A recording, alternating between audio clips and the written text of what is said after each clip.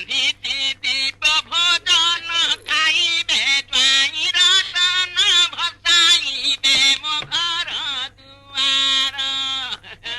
ବାପା ମୁଁ ଖୁଆଇଦେବି। ନାଇଁ ମା ନାଇଁ, ଏତେ ଦିନକେ ସୁଯୋଗ ମିଳିଛି, ମୋ ଜ୍ୱାଇଁକି ମୋ ସହସ୍ତରେ ଖୁଆଇଦେବି। ବାବା କହିଛନ୍ତି ଗୋଟେ ସାଇଡ ହେଇଯା, ମିଲ୍ସ ରେଡି।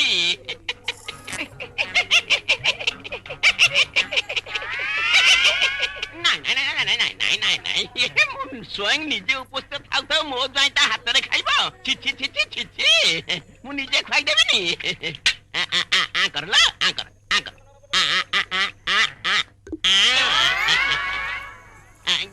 କୋବି, ଶାଗ,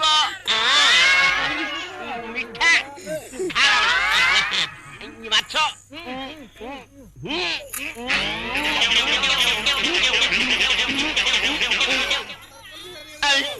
ପୁରା ମୁଣ୍ଡଟା ଭିତରକୁ ନେଇଗଲା।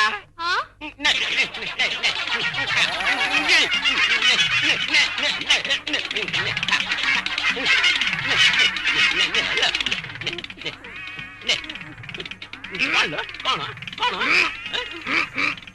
କଣ ବାହାରୁଛୁ?